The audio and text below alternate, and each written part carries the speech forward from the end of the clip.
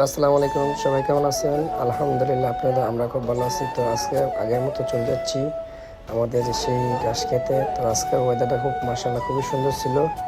তো বাতাসটা নিতেছি, অনুভব করতেছি। তো যাওয়ার পথে আপনি দেখলাম ওয়েদারটা মাশাআল্লাহ অনেকই সুন্দর। তো চলে যাচ্ছি ঘাস খেতে। তো চলতে চলতে হালকা জোরে বৃষ্টি, তো ছাতাটা খুলে নিলাম। ছাতা খুলে একটু বৃষ্টি ভিতরে ছাতাটা খুলে আপনার এই আস্তে আস্তে চলে যাচ্ছি। তো বৃষ্টি হচ্ছে, ক্যামেরাম্যান বলতেছে বৃষ্টি কিভাবে কি করি। তো আর কি করা, এইভাবে চলতে হবে। আর ঘাস কাটতে গেলে ঘাস কাটতেই হবে, স্বাভাবিক।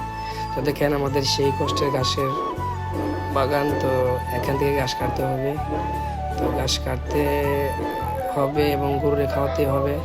তো ঘাস কাটতেছি, কাটতে কাটতে আপনার অনেকগুলো ঘাসই কেটে ফেলতে হবে।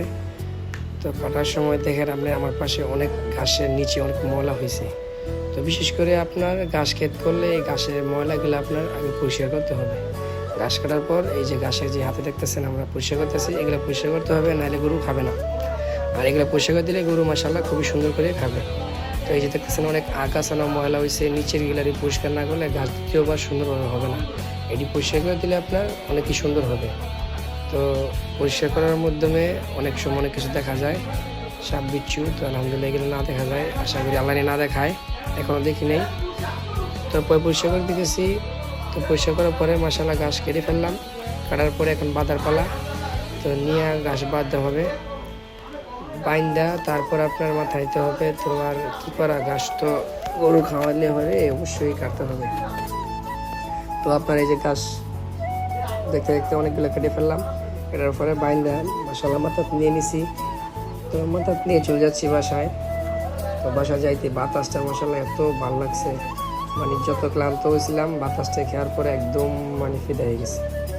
তো যেতে যেতে আপনার আমরা চলে যাচ্ছি বাসায়।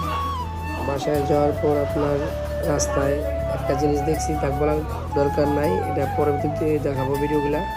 তো চলতে চলতে বাসায় এসে বললাম। বাসায় আসার পর আপনার এখানে যে একটা দুর্ঘটনা করতে পারছিল, আল্লাহ বাঁচাইছে। এই দেখছেন বাসটা আমি চোখে দেখি নাই, তো ধাক্কা লাগছে, আল্লাহ বাঁচাইছে, মাথায় করে ব্যথা পাই নাই। তো অবস্থায় নামাই দিছি। নামানোর পর এখন ঘাস গরু না কাটতে দিলে গরু ঘাস খাবে না। তো ঘাস কাটতে দিলে ঘাস খায়, কিন্তু ঘাস নষ্ট হয়। এইভাবে কেটে দিলে মাশাআল্লাহ একটা ঘাসও নষ্ট হয় না, বুঝছেন বন্ধুরা? তো এখন গাছটি আপনার কাটা দিছি। কাটার পরে এগুলা সব কাটা শেষ, আলহামদুলিল্লাহ বস্তা নিব।